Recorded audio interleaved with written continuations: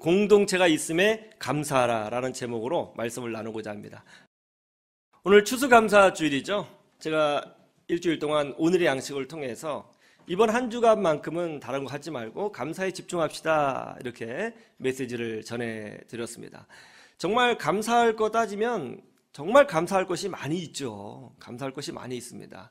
우리가 잘 몰라서 그렇지 일단 사지가 멀쩡한 것만 해도 감사한 거예요. 건강한 것 자체도 엄청 감사한 거죠. 저희 애가 막 열이 나가지고 한밤중에 들쳐오고 응급실에 간 적이 있어요. 너무너무 걱정하는 마음으로, 불안한 마음으로 응급실에 갔는데 감사가 나오더라고요. 거기 갔더니 머리 깨진 아이, 심장 안 뛰시는 분, 더 심하신 분이 많은 거예요. 열 나는 거 아무것도 아니더라고요. 이것만 바라보면 너무 위급하고 힘든데 사실은 객관적으로 넓게 보면 참 우리가 많은 복을 받았고 정말 감사할 것이 많구나 하는 생각을 하게 됩니다. 이 코로나 기간에 우리를 지켜주신 것만 해도 얼마나 감사해요. 우리의 믿음을 지켜주시고 우리의 신앙을 지켜주시고 삶을 지켜주시고 우리 가정을 지켜주시고 자녀를 지켜주셨습니다. 감사로 승리하시기를 주님의 이름으로 축원합니다. 그런데 오늘은 특별히 공동체가 있음에 감사하는 시간을 갖기를 원해요. 공동체가 있어서 감사하다. 오늘 본문 말씀이 그런 내용이죠. 하나님께서 공동체를 보시고 기뻐하셨던 모습을 기록하고 있는데, 공동체를 바라보고 또 공동체가 있음에 감사하는 그런 시간을 가져보기를 원합니다. 공동체가 있는 것, 교회 공동체가 있는 것이 왜 우리에게 감사가 될까요? 왜 우리는 공동체가 있음에 감사해야 하는 것입니까? 공동체가 나에게 무슨 유익을 주는 것이죠? 정말 많아요. 첫 번째로 공동체가 우리에게 건강을 줍니다. 영국에서 놀라운 실험을 하나 했습니다. 그것이 뭐냐면 70세 이상 노인분들 있잖아요. 이 노인분들이 어렸을 때 또는 젊었을 때 친구들하고 함께 살게 되면 건강에 어떤 변화가 일어날까 하는 주제를 가지고 실험을 해봤거든요. 몸이 아프신 분도 계시고 건강하신 분도 계시고 치매분도 계세요. 근데 어쨌든 그런 분들을 다 모아가지고 어렸을 때 친구들, 중학생, 고등학생 또는 청년 때, 젊었을 때 만났던 친구분들과 함께 같이 살도록, 일정 기간을 같이 살도록 했습니다. 어렸을 때 친구들 만나면 좋아 안 좋아요?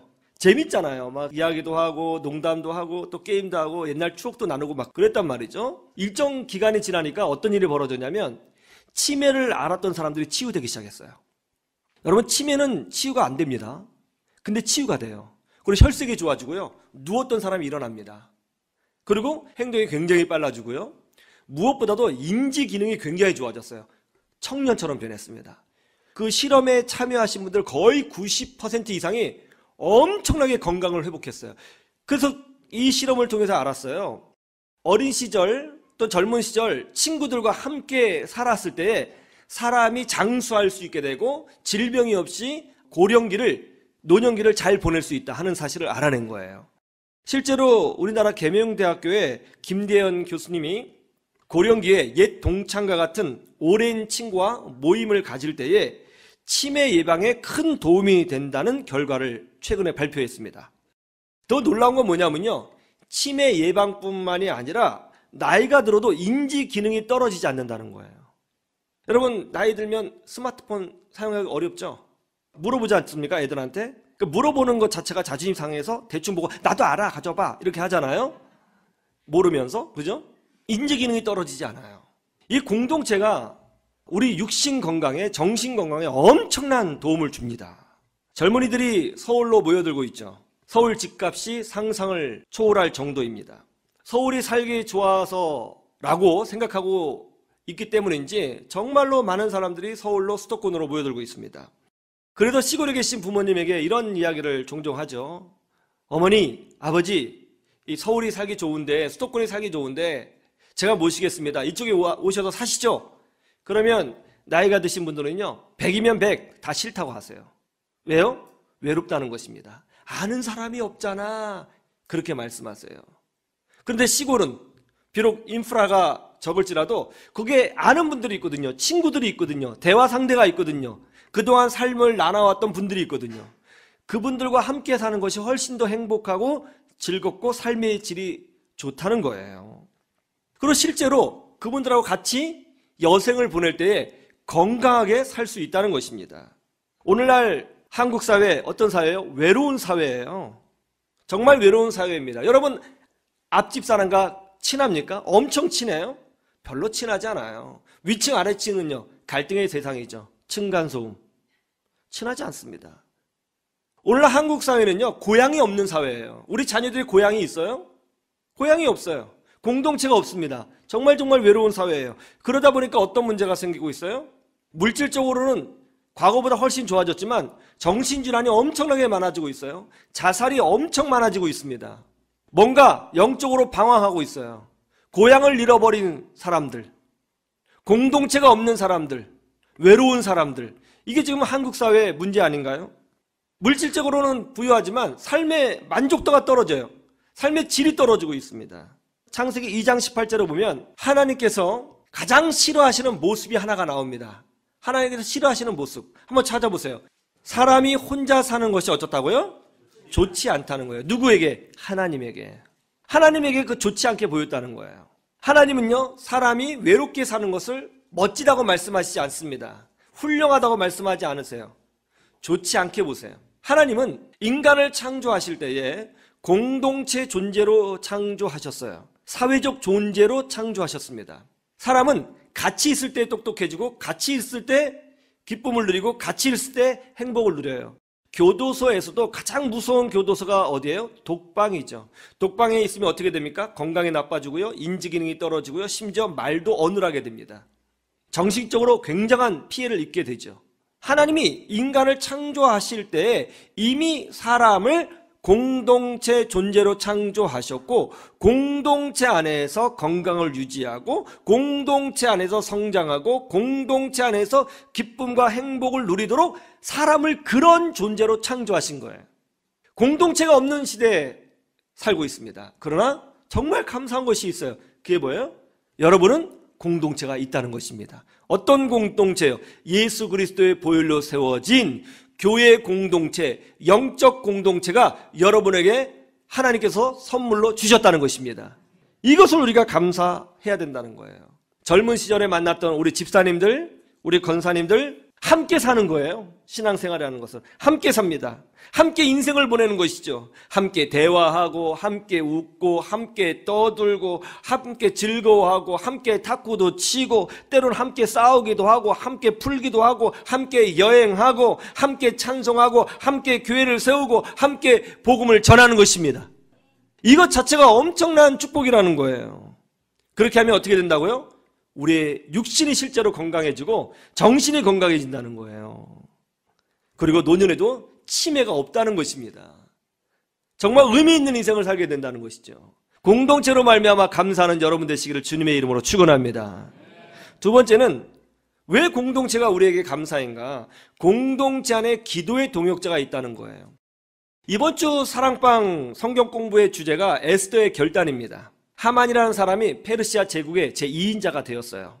그런데 이 하만은 놀랍게도 아말렉 족속 사람입니다. 아말렉 족속의 왕이 아각인데 그 아각 왕의 후손이 하만이에요. 아말렉 족은 이스라엘과 원수 관계이죠. 그런데 이 하만이 모르드게라는 사람이 이스라엘 사람이라는 것을 알게 돼요. 그래서 모르드게를 죽이려고 합니다. 그런데 모르드게만 죽이는 것이 아니라 페르시아 제국 내에 있는 모든 이스라엘 사람들을 다 학살하려고 합니다. 그래서 모략을 세웠어요. 12월 13일 날 어느 누구든지 이스라엘 사람들을 죽이고 그의 재산을 뺏을 수 있다고 하는 칙령을 세우게 된 것입니다. 엄청난 돈으로, 뇌물로 왕의 마음을 흔들어서 그런 칙령을 세우게 하고 왕조차도 그것을 바꿀 수 없도록 금령으로 만들어서 페르시아 제국 전체에 선포를 한 거예요. 12월 13일이면 이제 이스라엘 민족이 학살당하게 생겼습니다. 다 죽게 생겼어요. 얼마나 두려운 일입니까? 그래서 모르드게가 자기의 수양 딸이자 현재 페르시아 제국의 왕비로 있는 에스더에게 긴급하게 도움을 요청했어요. 에스더야, 너 소식을 들었느냐? 12월 13일이면 우리 민족이 학살당한다. 정말 큰일이다. 너는 왕비지 않느냐? 빨리 왕에게 달려가서 우리 민족 좀 살려달라고 도움을 좀 요청해봐라. 그러자 에스더가 엉뚱한 소리를 하는 거죠. 왕이 부르시지도 않는데 먼저 찾아가면 누구든지 죽습니다. 제가 어떻게 왕께 나갑니까? 이렇게 한 거죠. 모르드게가 열받았습니다. 그래서 다시 한번 이야기를 하죠. 네가 지금 그게 할 소리냐? 네가 왕궁에 있다고 너는 무사할 것 같아? 네가 도와주지 않으면 하나님께서 우리 민족을 다른 방법으로 구원해 주실 것이다. 그러나 하나님이 너와 내 자녀는 저주하셔서 영원한 고통 가운데 있게 할 것이다. 네가 왕비가 된 것이 이때를 위함이지 어찌하느냐? 그러자 에스더가 회개하죠. 제가 잘못했습니다. 제가 왕이 부르지 않아도 왕에게 나가겠습니다. 죽으면 죽겠습니다. 그 전에 제가 먼저 3일 동안 금식기도 하겠습니다. 이스라엘 민족들도 저를 위해서 금식기도 해주세요. 제가 이 일을 잘 감당할 수 있도록 기도해 주세요 하고 금식기도를 요청했다는 거예요. 위기의 순간에 금식기도를 요청하고 중보기도를 요청할 수 있는 공동체가 있다. 이거 축복이에요. 나를 위해서, 내 자녀를 위해서, 우리 가정을 위해서 누군가가 기도해 주고 있어요. 그리고 공식적으로 그분들에게 기도해 주세요 요청할 수 있어요. 이게 축복이에요. 제가 소망의 기도를 인도하는데 이런 사연을 받았습니다. 어떤 집사님인데 자녀가 교회에서 상처를 받았다는 거예요. 교회를 떠났습니다. 자녀가 힘들어하는 모습을 보고 이 집사님도 교회를 떠났어요. 그리고 이사를 갔습니다. 교회 등록하지 않았습니다. 교회 등록하는 것이 굉장히 부담이 되었던 모양이에요. 그런데 시간이 지나면서 어떤 일이 벌어져요? 마음이 공허해지는 거예요. 영혼이 빼짝빼짝 말라가는 것을 경험하는 거예요. 답답해요. 기쁘지 않아요? 즐겁지 않아요? 교회를 떠나면 행복할 것 같았는데 하나도 행복하지 않아요? 오히려 자녀의 상황이 점점 악화되고 있어요. 그런데 그때에 이 집사님이 저한테 그러더라고요. 기도 부탁할 데가 없더라고요. 그래서 전화하게 됐어요. 그러면서 전화 수화기를 붙들고 너무 울더라고요. 지난주 목요일에 수능 수험생을 위한 기도회가 있었습니다. 학부모 몇 분도 나오셨고 우리 권사님 집사님들이 함께 나오셔서 무려 8시간 동안 기도해 주셨어요. 8시간. 이거 쉬운 거 아니에요. 그런데 기도를 하시는데 내 자녀가 아니잖아요. 그런데 우리 수험생 이름 한 명 한 명 불러가면서 눈물을 다 흘리시면서 8시간 기도해 주시는데요. 제가 그 모습을 보는데요. 제가 감동이더라고요. 고맙더라고요. 제가 고마워요. 이게 얼마나 큰 축복입니까? 수능 끝나고 났더니 한 학생이 제게 전화를 걸었어요. 목사님, 저 시험 끝났습니다. 전화를 걸더라고요. 그래, 잘 봤냐? 그랬더니 하는 말이 대견해요. 목사님하고 권사님, 집사님들이 기도해 주신다는 거 알고 시험을 보니까요. 마음이 편해지더라고요. 제가 시험을 잘 봤는데 보니까 찍은 것도 맞은 것 같아요. 이게 바로 공동체의 축복이에요. 나를 위해서 기도해 줄 수 있는 사람이 있다. 누군가 널 위하여 누군가 기도하네. 할렐루야. 이 공동체로 말미암아 감사하시고 기뻐하시기를 주님의 이름으로 축원합니다.